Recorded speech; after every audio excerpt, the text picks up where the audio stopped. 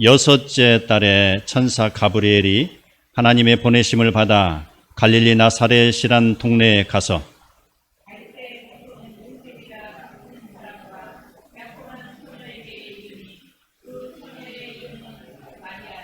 그에게 들어가 이르되 은혜를 받은 자여 평안할지어다.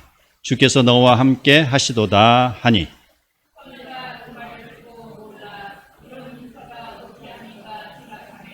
천사가 이르되 마리아여 무서워하지 말라. 내가 하나님께 은혜를 입었느니라.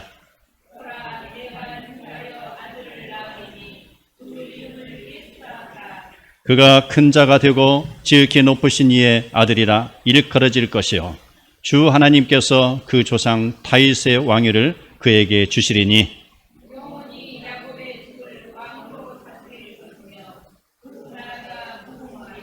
마리아가 천사에게 말하되 나는 남자를 알지 못하니 어찌 이 일이 있으리이까.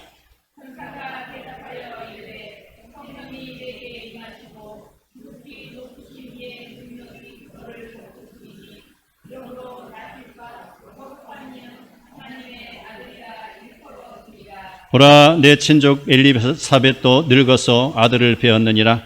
본래 임신하지 못한다고 알려진 이가 이미 6달이 되었나니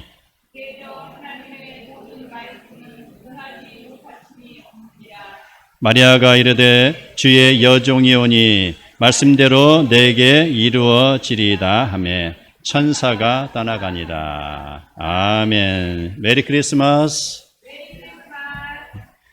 오늘 복된 주일, 거기다가 복이 많이 터졌네요. 오늘 크리스마스까지 됐으니 얼마나 기쁘고 좋은 날입니까? 이맘때가 되면은요, 세상이 많이 시끄러워요. 제가 몇 년 전에 선교여행차 필리핀에 간 일이 있었어요. 그런데 필리핀에는 큰 몰이 있잖아요. 마닐라에. 그런데 거기에 보니까요, 그 쇼핑몰과 쇼핑몰, 건물과 건물 사이에 무슨 그늘막처럼 이렇게 있는데 거기에 별들이 반짝반짝해요. 낮인데도 그래요. 그래서 자세히 봤더니 눈 모양으로 육각형으로 만든 그런 조형물, 플라스틱이 거기다 전기를 꼽아가지고 반짝반짝하는데 수없이 많이 펼쳐져 있는 거예요. 열대지방인데 눈도 없는 나라에서 참 대단하다. 그것을 봤습니다. 근데 거기뿐만이 아니죠. 저기 뭐 태국도 그렇고 뭐 남아프리카 공화국도 그렇고 여러 나라들이 이 크리스마스만 되면은 뭐 북반구도 그렇고 너나 할 것 없이 다 이렇게 즐기는데 이게 바로 그 사람들은 크리스마스가 한 대목이죠. 그래서 아름다운 캐롤송도 더불어서 거기 틀어놓고 많이들 즐거워합니다. 우리나라도 예의가 아니죠. 백화점마다 이제 금년에는 어떤 컨셉으로 해서 크리스마스 트리를 장식할까 비밀에 가려져 있어요. 갖고 오픈하기 직전까지는 누구도 모르잖아요. 그랬을 때 갑자기 크리스마스 시즌이 되면 짠! 하고 나타나잖아요. 이것이 다 좀 더 세련된 모습으로 하나님께 영광을 돌리기 위한 것인가요? 아니죠. 좀 더 세련된 모습으로 호객 행위를 하기 위한 목적이 있는 것이죠. 그런데 우리는 크리스마스의 본질이 이처럼 화려한 네온 사인 아래에 있는 것이 아니고요. 바로 말구유에 누인 아기 예수를 경배하는 데 있습니다. 오늘은 이 크리스마스 주인은 예수 그리스도의 탄생에 대한 이야기를 하겠습니다. 성경에 보면은 천사 가브리엘이 요셉의 약혼녀 마리아에게 가서 이야기했습니다. 그럼 여기에서 주인공은 누구죠? 마리아가 되는 것이죠. 마리아에게 이야기합니다. 보라, 네가 잉태하여 아들을 낳으리니 그 이름을 예수라라, 이렇게 이야기합니다. 예수. 구약에도 여호수아가 예수입니다. 그 예수라는 말은 여호와는 구원이시다 라는 뜻이요. 즉 자기 백성을 저희 죄에서 구원할 자라는 내용을 가지고 있습니다. 여기서 나심, 바로 나신다는 것은 게네시스, 헬라어로 게네시스인데 여기는 출생의 뜻을 두고 있지만 우리는 이 오늘 말씀을 통해서는 출생의 그런 의미를 넘어서는 예수 그리스도의 이력이다라고 해석을 할 수가 있어요. 바로 하나님께서 천지를 창조하신 이력을 스스로 말씀하신 것처럼 예수님의 출생에 대한 이력을 지금 말씀하고 있는 것이죠. 우리는 창세기를 보면 제네시스, 우리 도로를 달리면 제네시스가 엄청나게 많죠. 창조, 다 창조라는 이름이에요. 제네시스가 창세기, 수도 없이 많은 거예요. 그만큼 자기가 새로움을 창조하겠다는 그런 의미가 아닌가. 바로 이 제네시스가 여기에 나오는 헬라어의 게네시스하고 같은 의미를 가지는 것으로서 이것은 인류의 어느 출생보다도 더 다르게 인류를 구원으로 인도한다는 그런 창조의 의미를 부여하는 것이기도 합니다. 오늘 본문에서 예수님이 성령에 의해서 잉태하시고 마리아의 몸을 통하여 출생하시는데 마리아의 약혼자인 요셉이 아닌 성령으로 난다는 것이죠. 분명히 마리아는 약혼했잖아요. 그런데 성령에 의해서 난다. 뭔가 지금 틀어지고 있습니다. 정상적인 궤도가 아닌 것이죠. 이런 소식을 가브리엘로부터 들은 마리아는 이제 심히 놀랍니다. 나 결혼도 안 했어요. 나 처녀인 줄 알잖아요. 근데 내가 아기를 낳는다고요? 깜짝 놀라는 것이죠. 그러고 놀라서 그의 약혼자인 요셉을 찾아갑니다. 뭐라고 합니까? 요셉, 할 말이 있어요. 무슨 말인데? 내가 놀라운 이야기를 들었는데요. 놀라지 마세요. 그래, 안 놀랄 테니 어디 한번 이야기해봐. 정말 안 놀란다고 약속하세요. 자, 깽기 약속을 하고 말합니다. 그래, 약속할게. 근데요. 그러니 요셉이 말합니다. 그만 뜸들이고 옷에 말해보라니까. 말할게요. 어젯밤에 가브리엘 천사가 저에게 나타나셔서 내가 성령으로 잉태되어 아기를 낳는데 그 이름을 예수라고 지으라고 합니다. 라고 이렇게 이야기합니다. 그 이야기를 들은 요셉은 어떤 반응일까요? 자, 자기의 약혼녀가 아기를 낳는다 하니, 자, 우리는 어떻게 생각할까요? 이런! 당장에 화를 낼 거 아닙니까? 버럭 화를 낼 거 아닙니까? 요셉도 마찬가지죠. 그게 무슨 소리야? 나 결혼도 안 했잖아. 마리아, 당신 결혼도 안 했잖아. 그게 무슨 소리야? 아니, 놀라지 않는다고 내가 약속했잖아요. 남편 될 사람이 여기 있는데 결혼도 하지 않은 처녀가 아이를 낳는다고? 이게 말이나 되는 소리야? 백주 대낮에 그것도 말이야.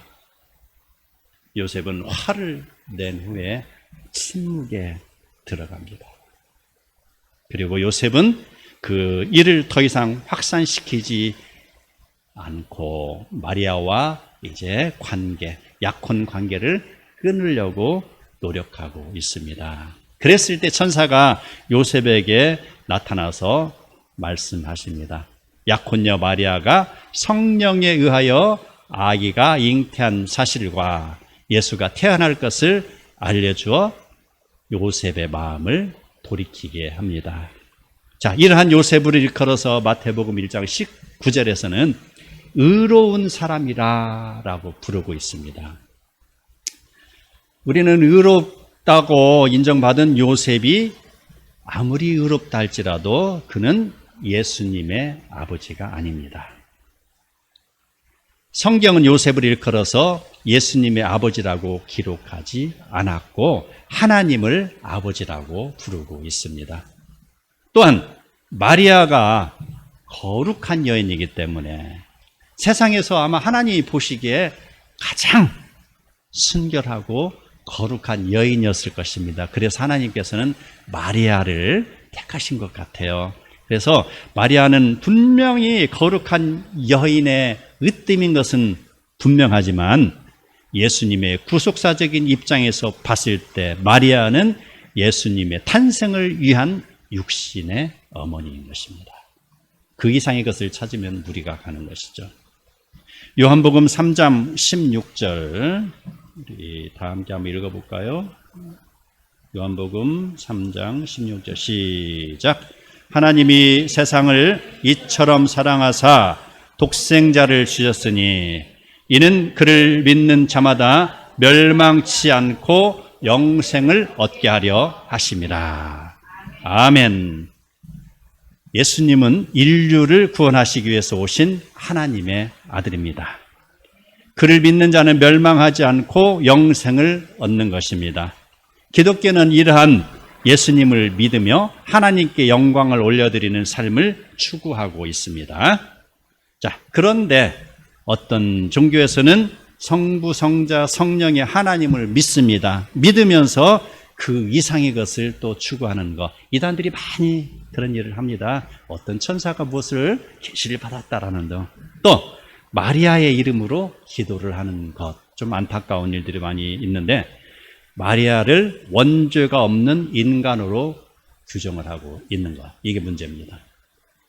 마리아에 대한 추기를 지켜요. 그것도 1년에 한 6, 7번. 자, 그곳에 보면 성모 마리아, 뭐 동정이 되신 마리아, 고통의 마리아, 마리아의 자헌, 원죄 없으신 마리아, 이런 것을 해가지고 마리아의 그런 추기를 지키는 것을 봤을 때 우리로 하여금 신앙의 본질에서 헷갈리게 만드는 것이죠. 그들은 바로 의경을 기준으로 해서 그것을 주장을 하고 있어요. 자, 의경이라 하면 정경에 끼지 못하는 것이죠.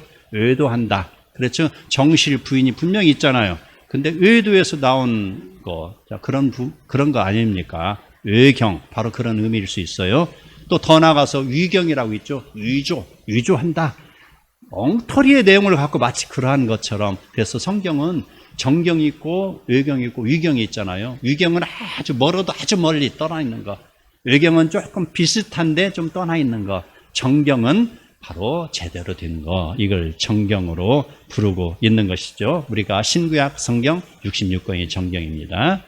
자, 예수님의 오심은 하나님이 이미 계획하신 내용입니다. 구약은 오실 예수님에 대한 내용이고요. 신약은 오실 예수님에 대한 내용이. 구약은 오실 예수, 신약은 오신 예수님에 대한 내용이죠. 마태복음 2장을 보면은요, 동방 박사들이 별을 따라 유다 땅으로 왔습니다. 별을 따라서 왔다라는 거. 자, 우리는 이 대목에서 창세기 1장 14절의 내용을 참고할 수 있습니다. 제가 읽어드리겠습니다. 하나님이 이르시되 하늘의 궁창에 광명체들이 있어 낮과 밤을 나뉘게 하고 그것들로 징조와 계절과 날과 해를 이루게 하라 라고 했습니다. 이 내용을 통해서 보면은 동방 박사들이 지금 별을 따라서 왔다. 자, 그것은 하나님께서 예수님의 탄생을 축하하시기 위해서 바로 징조와 계절과 날과 해와 또 전 우주를 지금 움직이고 계시는 거예요. 세상의 사람들은 이렇게 추리를 만들어 놓고 축포를 터뜨리면서 그날을 기념합니다. 무슨 날인지 모르지만 기념하고 있어요. 자기의 영업을 위해서 기념하고 있잖아요. 그러나 하나님께서는 이러한 추리가 아닙니다. 해와 달과 별들을, 전 우주를 지금 움직여서 예수님의 탄생을 축하하고 계시는 것이죠. 이런데 이러한 예수님의 탄생인데 어떤 사람들은 이렇게 이야기합니다. 예수님은 위대한 성인이요, 또 종교를 창시한 사람입니다, 또 예언자입니다, 이렇게 말합니다. 예수님은 자신을 핍박하는 유대인들 앞에서 그 본인의 신분을 정확히 말씀하십니다. 요한복음 10장 30절에 나옵니다. 나와 아버지는 하나이다 라고 이 말씀을 통해서 예수님의 신성을 지금 그들에게 나타내고 있는 것입니다. 모든 일에 우리와 똑같이 시험을 받으시는 예수님, 그는 인성을 지니셨습니다. 그는 죄가 없으신 분이십니다. 그분은 죄가 없으시기 때문에 인간의 죄를 대신하여 십자가에서 죽을 수 있는 것입니다. 그 자격이 주어지는 것입니다. 그리고 바로 하나님의 아들이 아니고서는 인류를 구원하시기 위해서 십자가에서 죽으실 수 없는 것이죠. 예수님은 바로 하나님의 가장 긴급한 명령과 커다란 그 목적을 수행하시기 위해서 이 땅에 오신 것입니다. 그 예수님이 어떻게 탄생하셨는가요? 바로 누가복음 1장 35절 오늘 읽은 내용이죠. 천사가 대답하여 이르되 성령이 내게 임하고 지극히 높으신 이의 능력이 너를 덮으시리니 이러므로 나실 바 거룩한 이는 하나님의 아들이라 일컬어지리라. 성령이 마리아에게 임하였다. 여기서 임하다, 이 말은 바로 에페르코마이, 바로 이러한 동사형을 쓰고 있어요. 임하다. 우리는 사도행전 1장 8절에 보면 똑같은 말을 찾아볼 수 있습니다. 오직 성령이 너희에게 임하시면, 이런 내용입니다. 너희가 권능을 받고 이렇게 예루살렘과 온 유대와 사마리아 땅끝까지 내 증인이 되라고 그랬잖아요. 거기서 임하신다라는 거, 바로 임하는 것은요, 오다 가다 그런 뜻을 여기서 주고 있지만 좀 더 깊은 의미를 우리는 구약에서 찾아볼 수 있습니다. 창세기 1장 2절을 보면은 하나님의 영이 수면 위에 운행하시다, 이런 뜻입니다. 운행한다, 성령이 운행한다, 성령이 임하셨다, 이런 내용이에요. 수면 위에 운행하셔서 뭐합니까? 혼돈에 쌓여있는 세상을 그는 정돈하고 있었잖아요. 운행하신다라는 거, 바로 성령이 임하신다라는 것은 하나님의 창조 활동을 지금 진행하고 있습니다. 자, 이러한 임하신다의 뜻에 이어서 이제는 바로 높으신 이의 능력이 임하는 것을 우리는 볼 수 있는데, 자, 우리 인간의 그런 세상에서의 그런 법칙들, 그 번성의 법칙은 뭐예요? 남과 여자가 만났을 때 번성하잖아요. 뭐 동물들도 암수가 만나서, 식물도 마찬가지잖아요. 암술과 수술이 만나서 열매를 맺는 것처럼 이게 바로 자연의 법칙입니다. 그런데 예수님의 탄생은 이러한 자연의 법칙을 무시하고 있습니다. 지금 궤도를 이탈했다고 그랬잖아요. 그 궤도는 인간 세상에서 하나님이 부여하신 자연계의 법칙이 궤도입니다. 그러나 하나님께서는 그 궤도를 이탈하셨습니다. 어떻게 합니까? 천지를 창조하신 하나님의 능력으로 바로 예수님을 태어나게 하신 것이죠. 성령의 잉태함으로 인하여서요. 그래서 바로 지극히 높으신 이의 능력이 되는 것이고요. 이러한 능력은 기독교 신앙의 본질이 되는 것입니다. 자, 임마누엘 하나님이다, 이런 내용들은, 자, 하나님께서는 예수님께서 탄생하시기 800년 전에 이사야를 통해서 예언하였습니다. 이사야 7장 14절 시작. 그러므로 주께서 친히 징조를 너희에게 주실 것이라. 보라, 처녀가 잉태하여 아들을 낳을 것이요 그 이름을 임마누엘이라 하리라. 자, 아멘. 임마누엘이라, 이 내용은 하나님이 우리와 함께 계신다라는 말입니다. 함께, 마누, 우리, 엘, 하나님, 바로 하나님이 우리와 함께 계신다. 히브리어는 뒤에서부터 차곡차곡 앞으로 나갑니다. 자, 세상에 누구도 할 수 없는 불가능을 가능으로 만드신 이 내용인즉슨 하나님이 하실 수 있다라는 기적입니다. 지금 세상의 자연계의 법칙에 의하면은 그 순한 레일을 돌아가고 있지만 하나님께서는 지금 그 레일을 튕겨나게 하신 것입니다. 그래서 하나님의 방법을 제시하는 것. 자, 성경에 보면은 이러한 것이 어디 있어요? 바로 여호수아. 바로 아무리 족속을 공격했을 때 해와 달아 머물러라 라고 했잖아요. 이것 바로 레일을 벗어난 사건입니다. 히스기야 왕이 바로 죽음 앞에 직면했을 때 하나님이 그의 생명을 15년 연장해 주고 그의 증표를 바로 해 그림으로 보여주셨잖아요. 이건 역시 그 자연계의 법칙을 튕겨나게 한 것입니다. 왜? 하나님은 능력의 하나님이시기 때문에, 하나님은 말씀으로 우주 만물을 창조하셨기 때문에 하나님께서는 이 일을 하실 수 있는 것이죠. 당시 북이스라엘과 아람은 동맹을 맺고 남유다를 침략하려고 하고 있습니다. 자, 유다는 작은 나라입니다. 이 두 연합군, 당시 아람은 강대국입니다. 그래서 강대국뿐 아니라 북이스라엘까지 합류해서 그 남유다를 침공하려고 하니 남유다의 아하스 왕은 지금 어마어마하게 덜덜 떨고 있습니다. 무서움에 쌓여 있습니다. 밖에 나갈 수가 없어요. 당장이라도 적들에 의해서 나라가 멸망할 것 같습니다. 그는 기도할 힘조차도 잃고 있습니다. 그랬을 때에 바로 하나님께서는 이사야 선지자를 통해서 말씀을 전해 주십니다. 처녀가 잉태하여 아들을 낳을 것이다. 이 이야기로 그를 위로하고 있습니다. 불가능한 것, 인간의 지식으로서는 전혀 이해할 수 없는 그런 내용을 통해서 바로 하나님께서는 일을 행하신다는 것이죠.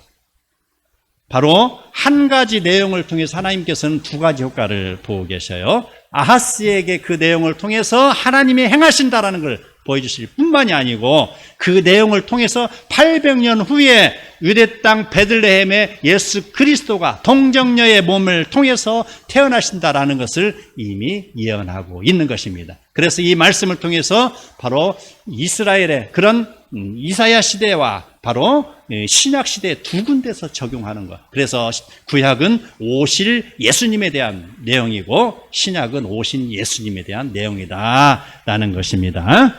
그랬을 때 바로 하나님의 개입은 능치 못함이 없다. 이 말을 바로 하시는 것입니다.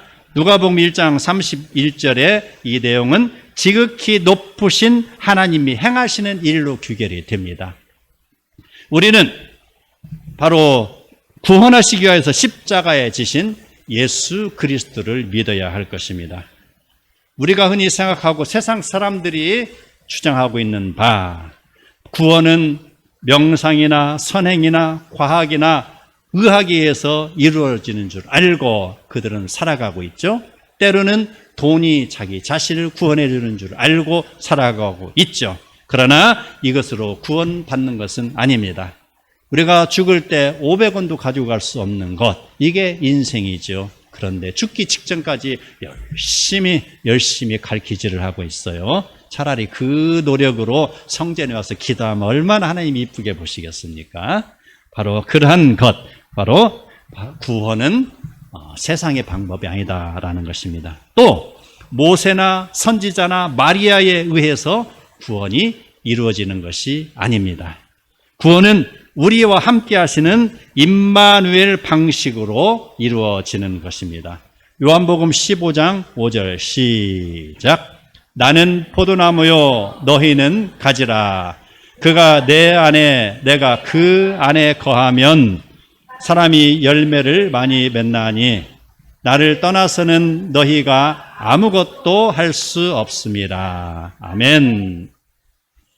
우리네 인생길을 참으로 험하고 절망과 낙심과 실패와 그늘들이 우리를 가로막고 있는 게 현실이잖아요.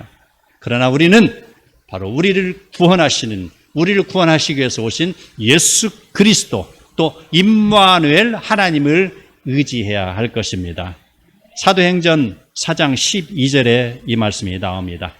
다른 이로서는 구원을 받을 수 없나니 천하 사람 중에 구원을 받을 만한 다른 이름을 우리에게 주신 일이 없습니다. 아멘. 구원의 길을 달려가는 우리에게 하나님께서는 예수 이름 밖에는 다른 이름을 주지 않았습니다. 예수님을 믿는 것은 우리 인생을 구원으로 이끌어가는 본질입니다.